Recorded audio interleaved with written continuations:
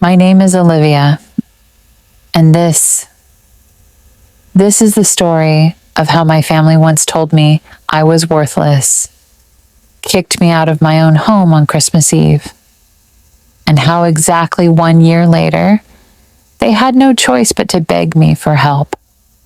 I never thought I'd be the kind of person who would share my life like this. I've always been quiet, the type to stay in the background. I was never the loudest in the room, never the most popular, and definitely never the one my family bragged about. No, that was always my brother Daniel, the successful banker, or my sister Megan, the perfect mom. Me? I was the disappointment. At least that's what they told me. I grew up in a small town in Ohio. To outsiders, we looked like the picture-perfect American family. Big house with Christmas lights every December, a decorated tree by the window, warm dinners together. From the outside, it looked beautiful. But inside those walls, things were very different for me. See, I loved art. I loved sketching, painting, and creating.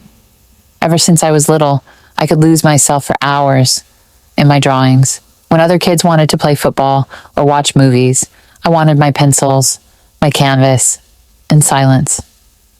That was my world. But to my parents, that world wasn't real. It wasn't serious. And most of all, it wasn't successful. I still remember my mom's voice echoing in my head. Olivia, when are you going to grow up? Daniel is working at the bank. Megan has a family. And you? All you do is waste time doodling. What kind of future is that? Every holiday, every family dinner, it was the same. I was the punchline. I was the disappointment. But nothing compared to what happened on Christmas Eve. That night is burned into my memory like fire on skin. The house smelled of cinnamon and pine. The Christmas tree glittered with ornaments collected over decades. Everyone was dressed up, sitting around the long wooden dining table.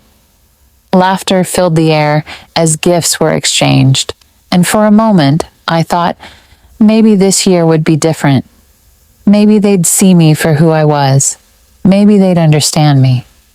But I was wrong. When the laughter died down, the room turned to me. My mom let out a sigh and shook her head. All you ever do, Olivia, is waste time with your silly drawings. You're 22 years old. When are you going to be someone we can actually be proud of? My face flushed. My hands trembled under the table. I wanted to disappear. And then, my father spoke. His voice was sharp, cold, final. You're 22, Olivia. No job. No future. You're nothing but a burden. Tonight, you pack your things and leave my house. At first, I thought he was joking. Who says that on Christmas Eve? But his eyes were stone. His jaw was tight. He meant it. And just like that, I was no longer their daughter. I was disposable. I can still feel the cold that hit me when I stepped outside. Snowflakes clung to my coat. My boots sank into the fresh powder as I dragged my small suitcase behind me.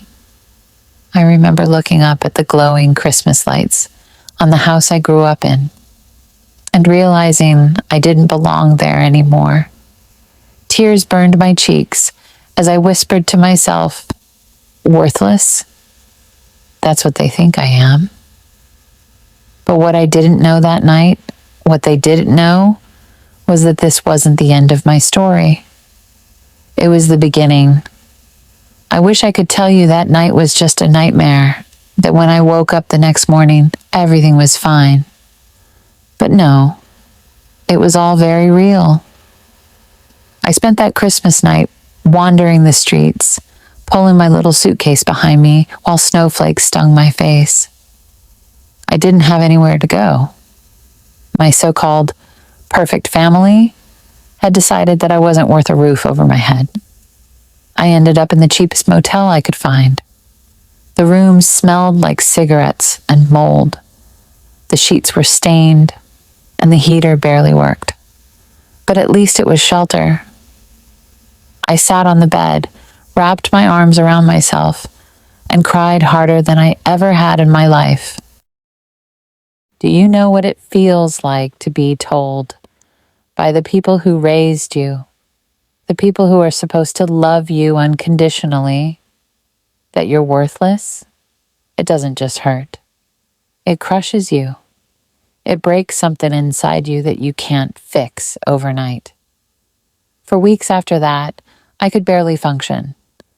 I had maybe $200 in my bank account. That was it. I tried looking for jobs, but nobody wanted to hire a girl with nothing but art skills on her resume. I ended up taking shifts at a tiny coffee shop downtown. Minimum wage, long hours, rude customers. But it was better than nothing. At night, I would return to my little rented basement apartment, bare walls, leaky pipes, and a mattress on the floor. I would sit by the single lamp, sketching in my notebook. Art was the only thing that kept me alive, even when the world told me it was useless. But every time I picked up a pencil, my father's words echoed in my head. You're a burden. You're nothing. That voice haunted me, and for a long time, I believed it. One night, after a particularly brutal day at work, I sat on the floor of my basement room with my sketchbook in my lap. My tears blurred the lines on the page. I whispered to myself, maybe they're right. Maybe I really am nothing. I'll never forget that moment. That was the lowest point of my life. I was seconds away from giving up completely. But then, something shifted. It was almost like another voice inside me, faint but steady, whispering, no, you're not worthless. You're just in the wrong place with the wrong people. Prove them wrong. That night, I made a promise to myself. If my family thought I was useless, fine. I'd show them. I'd show the entire world. The very next day, I went online and started researching. I looked up ways artists made money. I found forums, YouTube tutorials, and stories of people who built entire careers through their creativity. Something inside me lit up. I started small. I uploaded one of my sketches on Instagram. Just one. It barely got any likes, but it was a start. Then I began bringing my sketchbook to the coffee shop. On slow days, I would sketch customers or doodle little designs. One woman noticed and asked if she could buy one. She gave me $20 for a drawing I had made in less than half an hour. That moment, I can't explain it. It felt like the universe cracked open. For the first time in my life, I realized my art had value. My art mattered. From then on, I worked harder than ever. Coffee shop by day, art by night. No parties, no distractions. Just grind. But don't get me wrong, it wasn't easy. There were nights I went to bed hungry. Nights I couldn't afford the heating bill and had to sleep under 3 blankets. There were days I wanted to quit because it felt like no one cared. And yet, I kept going. Months passed. My little Instagram page started growing. 100 followers turned into 1,000. Then 5,000. People began messaging me, asking if I did commissions. I said yes, even when I had no idea what I was doing.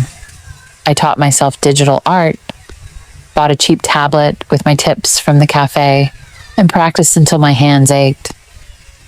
Slowly, clients started coming in. Some paid $30, some $50. It wasn't much, but it was more than I'd ever made with my art before. And with every drawing, every order, every little PayPal notification, I felt that broken part of me starting to heal. I still had nights where I cried, nights where I doubted myself, nights where I wondered if my family was right. But deep down, I knew this path was mine. And then everything changed. One day, I got an email. A local gallery in New York had stumbled across my Instagram. They were hosting an exhibition for up-and-coming artists and wanted me to submit a piece. At first, I thought it was a scam. Me? In a gallery? Impossible. But something in me said, take the chance. So I did. I worked day and night on a canvas that captured every ounce of pain, rejection, and hope I had carried inside me. I poured my soul into that painting. When the exhibition opened, I stood in the corner, too nervous to breathe. People walked by my painting, stopping to stare. Some whispered. Some even cried. By the end of the night, not only had my painting sold for more money than I had ever imagined, but the gallery owner shook my hand and said, "You have a future here. Don't waste it." For the first time in my life, someone outside of myself believed in me. And that was the spark that started the fire. My name is Olivia. And if you've been listening to my story, you already know where I came from. You know the pain, the rejection, the night my own family threw me out like trash. But now, let me tell you how I climbed out of that hole they buried me in. After that gallery night, something inside me snapped awake. I had tasted success, just a drop of it, and it was enough to light a fire in me that nothing could extinguish. I realized something crucial. I had a choice. I could spend the rest of my life broken, angry, and waiting for people to recognize my worth. Or I could create my own worth.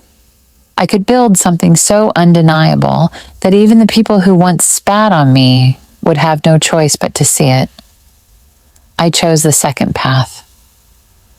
The next morning after the gallery exhibition, I quit my job at the cafe.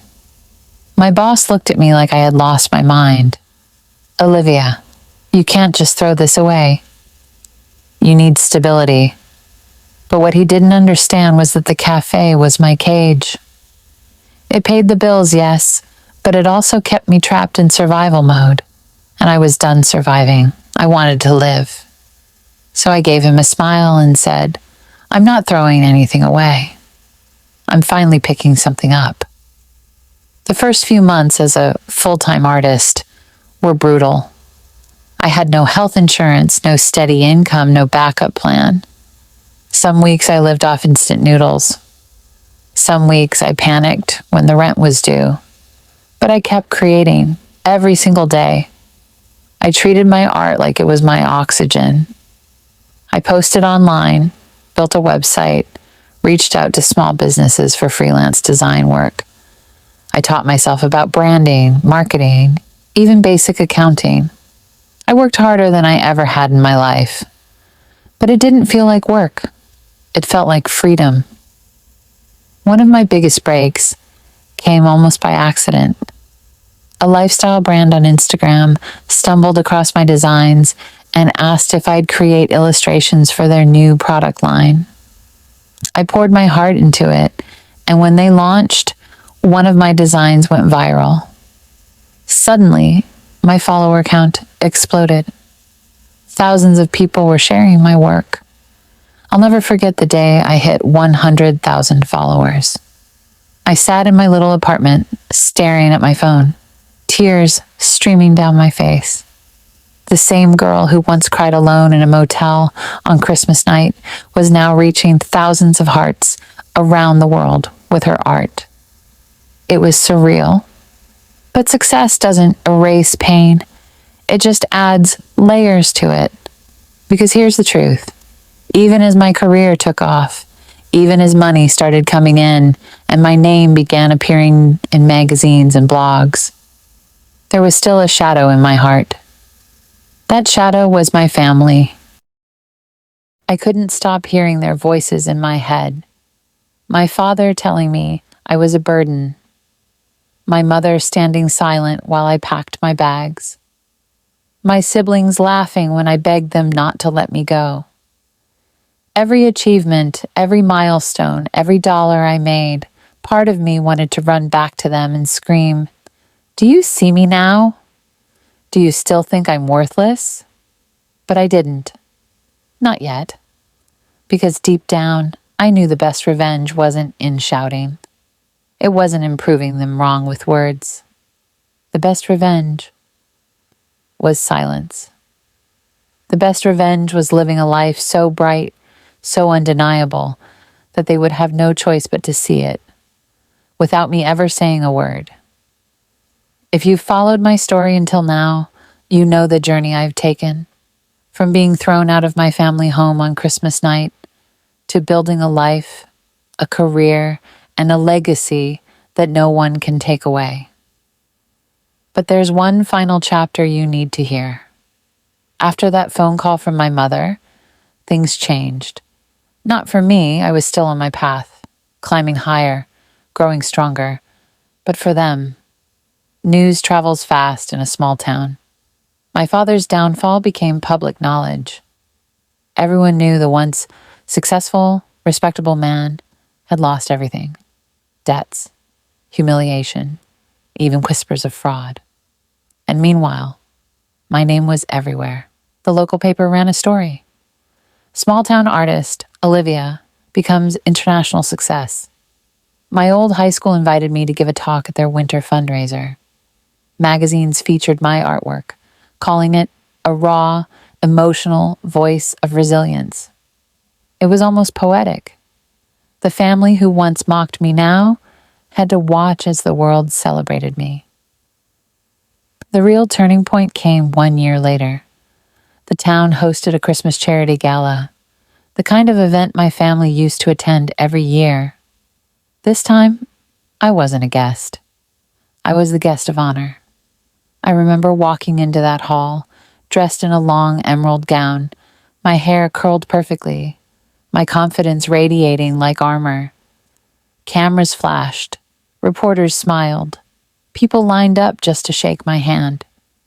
And there, sitting at one of the back tables, were my parents. I hadn't seen them in almost 2 years. They looked smaller somehow, deflated, tired. Nothing like the proud, arrogant people I remembered. My father's suit was wrinkled. My mother's eyes carried a sadness I'd never seen before. When our eyes met, I swear the entire room froze. For a second, it felt like we were back in that living room, Christmas night, with my suitcase by the door. Except this time, I wasn't the broken one. I was the one shining. Later that evening, after my speech about resilience, community, and the power of supporting young artists, my parents approached me. My mother's voice was soft, almost fragile. "Olivia, can we talk?" I looked at them, really looked at them, and for the first time I didn't feel anger. I didn't feel fear. I didn't even feel pain. I felt nothing. That was when I realized I no longer needed them. Their approval, their love, their validation. It meant nothing to me anymore. But still, I let them speak. My father cleared his throat, his pride barely hanging on. We were wrong about you. We see that now. We're proud of what you've done," those words. The words I had begged to hear for years. But when they finally came, they felt hollow, empty. Too late. I gave them a polite smile and said, "I appreciate that. I truly do. But I built this life without you.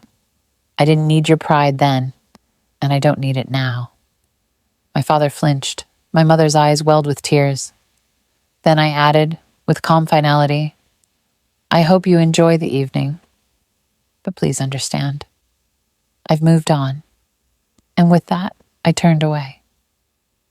That night, as I danced with friends, as I laughed with people who genuinely believed in me, I realized something profound.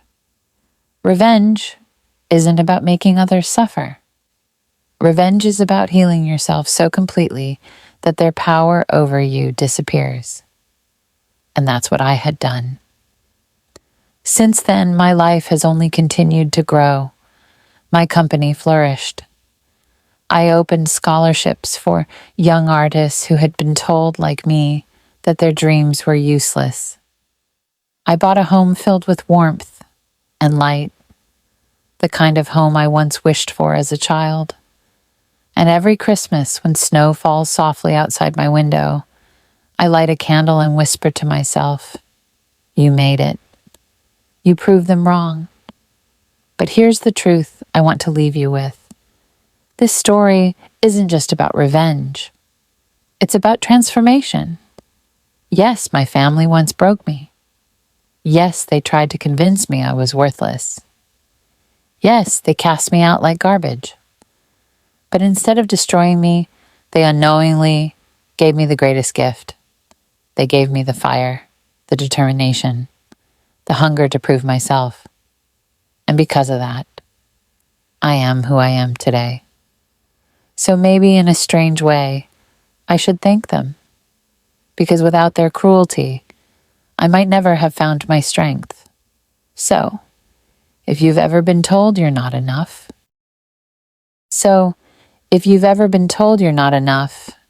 if someone has ever made you feel worthless, remember my story.